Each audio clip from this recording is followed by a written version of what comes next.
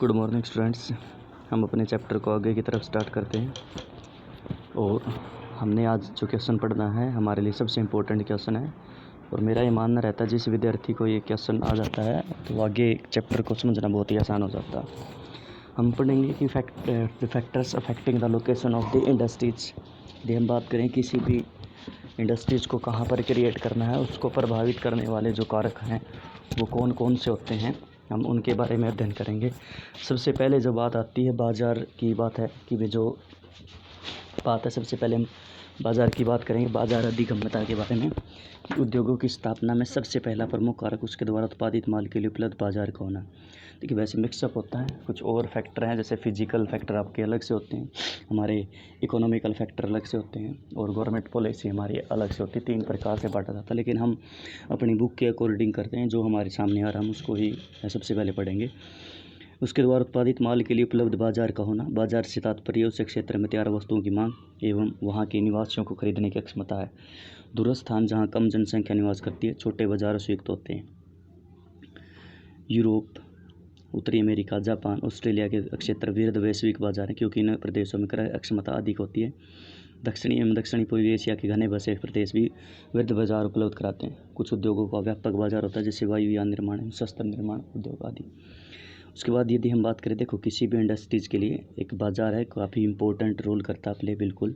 कि देखो जो कि हमने जो प्रोडक्शन की है, जो उत्पादन कर रहे हैं, वो लोग उत्पादन किस लिए कर रहे हैं, तो उसको क्या है सेल करने के लिए तो कर रहे हैं, अपने घर पे थोड़ा रखेंगे और इनको चाहिए प्रॉफिट।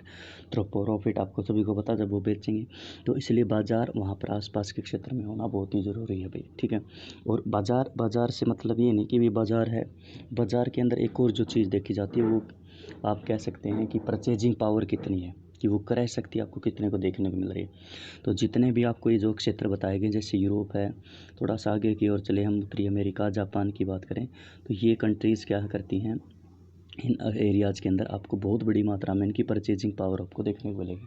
परचेजिंग पावर डिपेंड करेगी कि आपकी पर कैपिटा इनकम आपकी कितनी है, आप किस प्रकार से। वैसे तो क्या है कि भी ये थोड़ा सा इंडिविजुअल भी होता है कि सोच पे डिपेंड होता है कि कोई एक सिंगल व्यक्ति की थॉट किस प्रकार से किसी प्रोडक्ट को लेकर, लेकिन फिर भी एक नॉर्मल जो हम कह सकते हैं वो ये बात ही होती है कि भाई अगर आपकी सिंपल सी अगर आपके पास इनकम अच्छी है आपकी, तो क्या है कि आप अच्छी प्रकार से वस्तुओं को खरीदने का प्रयत्न करेंगे। तो एक एरिया आपको ये देखने को मिलेगा। दूसरा यदि हम बात करें भारत की, एशिया की, दक्षिण और हमारा दक्षिण पूर्वी एशिया है, तो वहाँ पर भी जनसंख्या का घनत्व बहुत ज़्यादा है। और जनसंख्या घनत्व के साथ साथ क्या है कि वहाँ पर देखो घनत्व यहाँ पर सबसे इम्पोर्टेंट प्ले करता है रोल, कि वहाँ पर जनसंख्या ज़्यादा होने की वजह से जो मांग होती है वो ज़्यादा हो जाती है। तो यहाँ पर थोड़ा सा पॉइंट क्या हो जाता है कि बेशक से परचेजिंग पावर कम हो, लेकिन मांग क्या बहुत ज़्यादा मात्रा में होगी लोगों की जनसंख्या ज़्यादा होने के कारण। तो इसलिए क्या है कि भी आपको कुछ इस प्रकार की विशेषताएं कि यहाँ पर ये अट्रैक्ट करते हैं, ये मार्केट होती है और इंडस्ट्रीज़ इनके आसपास लोकेट की जाती हैं।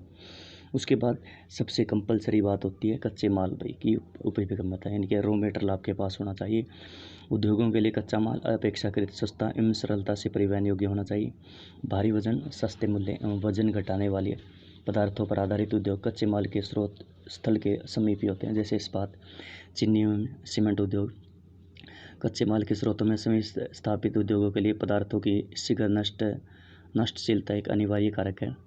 कृषि प्रसंस्करण एवं डेयरी उत्पाद क्रमशः कृषि उत्पादक क्षेत्रों अथवा दुग्ध आपूर्ति स्रोतों के समीप ही संशोधित किए जाते हैं। उसके बाद देखो सिंपल सी बात होती है कि किसी भी उद्योग को स्थापित करने के लिए उद्योग की 3 चीज़ें होती हैं। सबसे पहले इनपुट होता है, फिर प्रोसेसिंग होती है और फिर क्या होता है आउटपुट होता है, जिसको आप फाइनल गुड्स के नाम से जानते हैं।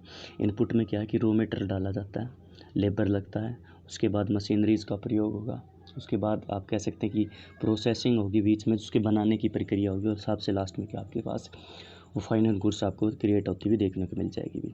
अब क्या होता है कि कुछ इंडस्ट्रीज़ क्या कि इंडस्ट्रीज़ को हमने क्या है कि 2 प्रकार से भागों में बांटते हैं। अगर आया होगा तो देखते हैं किसी विशेष प्रकार से कि हैवी इंडस्ट्रीज़ होती हैं और एक लाइट इंडस्ट्रीज़ होती है।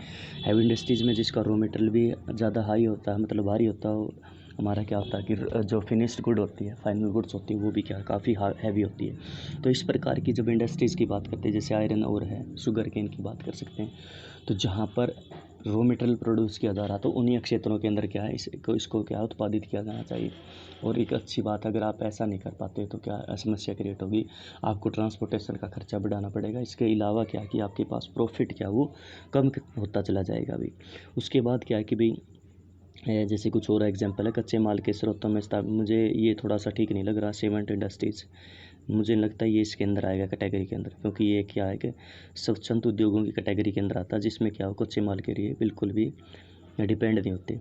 उसके बाद है कि भी यदि हम बात करें उद्योगों को कि भी क्या एक सिंपल सी बात है कि भी रॉ मटेरियल तो चाहिए।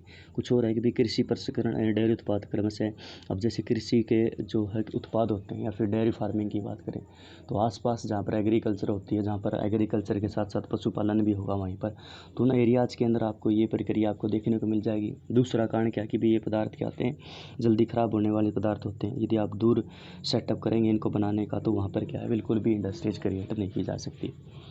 उसके बाद है हमारा लेबर है, भी लेबर की बात करते हैं कि भी उद्योगों की स्थिति में श्रम का एक प्रमुख कारक होता है। बढ़ते हुए यंत्रीकरण, स्वचालन एवं औद्योगिक प्रक्रियाओं के लचीलेपन ने उद्योगों के श्रमिकों पर निर्भरता को कम किया है।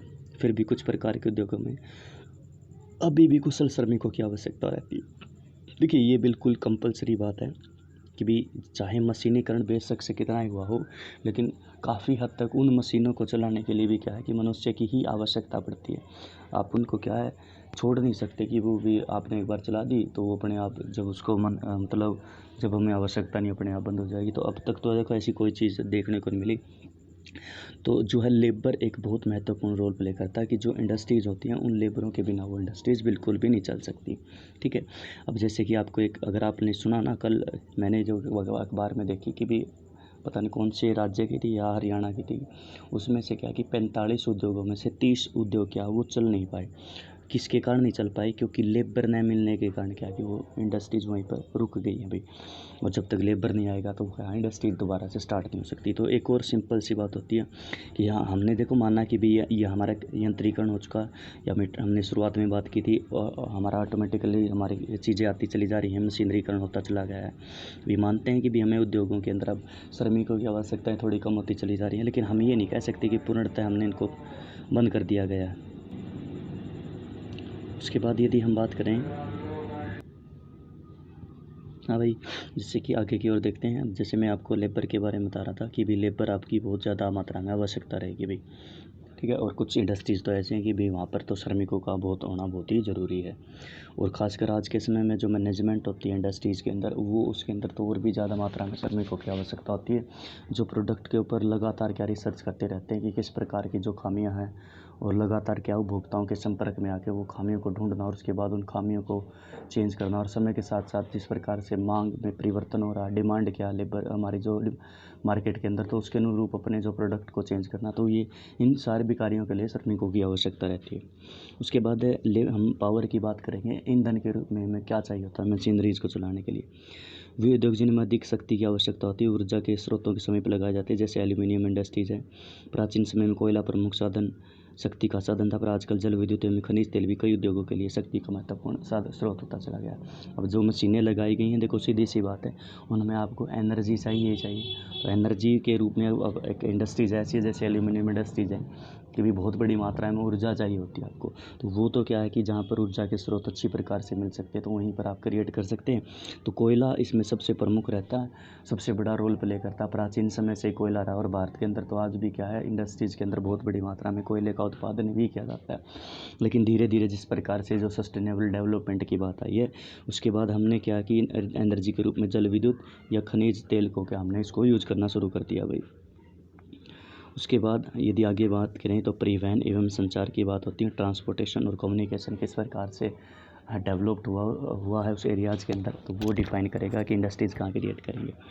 कच्चे माल को कारखाने तक लाने के लिए और अपरिष्कृत सामग्री को बाजार तक पहुंचाने के लिए तीव्र और सक्षम परिवहन सुविधाएं औद्योगिक विकास के लिए अत्यावश्यक होती हैं। परिवहन लागत किसी औद्योगिक इकाई की स्थिति को निश्चित करने के लिए महत्वपूर्ण कारक होता है। पश्चिमी यूरोप, उत्तरी अमेरिका के पूर्वी भागों में अत्यधिक परिवहन तंत्र विकसित होने के कारण सदैव इन क्षेत्रों में उद्योगों का संकेंद्रण हुआ है। आधुनिक उद्योग अप्रतिकरणीय ढंग से परिवहन तंत्र से जुड़े हुए हैं। परिवहनता में सुधार समाकलित आर्थिक विकास और विनिर्माण की प्रादेशिक विशिष्टता को बढ़ाता है। उद्योगों हेतु सूचनाओं का आदान प्रदान एवं प्रबंधन के लिए संचार की महत्वपूर्ण आवश्यकता रहती है। यहाँ पर 2 पॉइंट हैं, एक हमारा परिवहन और एक आप अलग से लिख सकते हैं संचार के बारे में। देखो, परिवहन का विकसित होना बहुत ही ज़रूरी है। यदि हम बात करें, अगर बाज़ार से हमें क्या है, हमारी जो शुद्ध हमने वस्तु बनाई है उसको बाज़ार तक पहुँचाने में, या हमें कोई कच्चा माल हमें लेके आना, तो उसमें ट्रांसपोर्टेशन की आवश्यकता मिलेगी और हमें क्या तीव्र और सक्षम परिवहन की आवश्यकता मिलेगी। और ये कंपलसरी होता है। अगर ये जितना आपका अच्छा विकसित ट्रांसपोर्टेशन होगा तो आप वहाँ पर क्या कर सकते हैं, उसी प्रकार से इसको बेनिफिट होगा, तो वो कम से कम कॉस्ट के ऊपर क्या मैक्सिमम प्रॉफिट कमा सकता है, जो हम शुरुआत से ही बात करें। उसके बाद है कि भाई जितना भी, जैसे मैंने अभी बात की, जो परिवहन लागत करती है कि वो क्या है, डिफ़ाइन करती है कि भी ज़्यादा कॉस्ट लग रही है तो सीधी सी बात है उसका जो प्राइस है वो प्राइस भी ऊपर चला जाएगा।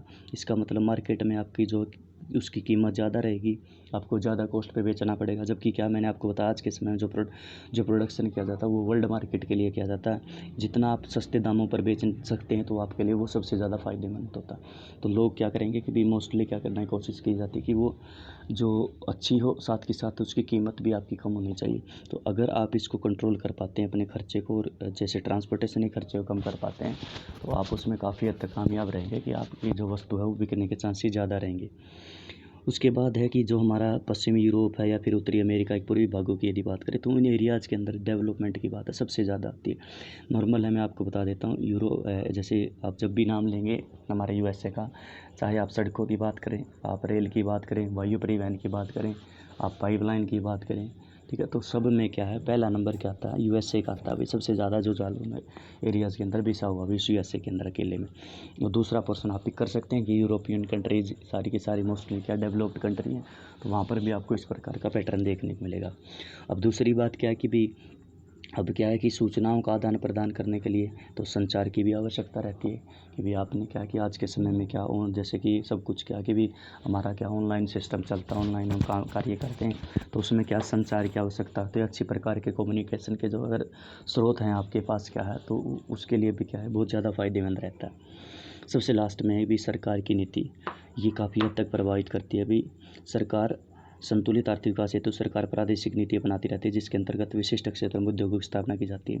एक सिंपल सी बात है, जब हम अपनी ज्योग्राफी पढ़ेंगे तो आयरन एंड स्टील इंडस्ट्रीज़ के बारे में आपको एक एग्जांपल बताया जाएगा कि किस प्रकार से कोई सरकार है वो इंडस्ट्रियलाइजेशन को प्रभावित करती है। अभी देखिए, अब क्या है कि शायद थर्ड 5 ईयर प्लान थी या 4-5 ईयर प्लान था, तो उसमें क्या कि आयरन एंड स्टील इंडस्ट्री, जैसे हमने शुरुआत में बात की, एक हैवी इंडस्ट्रीज़ है, उसको लोकेट किया जाता है स्पेशल क्या, जहाँ पर हम क्या मिलेगा हमारे को, जहाँ पर हमारे को स्पेशल रॉ मटेरियल मिलेगा। लेकिन जैसे सेलम की बात है, या फिर दूसरा क्या है नीचे की तरफ सेलम, मुझे याद आ रहा है, सेलम ही याद आ रहा है एक तो ये एक इंडस्ट्री लगाई गई थी जिसका जो प्रमुख उद्देश्य क्या था, वहाँ पर रॉ मटेरियल इसके लिए नहीं था, लेकिन वो क्या था, लोगों को रोज़गार क्रिएट करने के लिए वो इंडस्ट्रीज लगाई गई थी।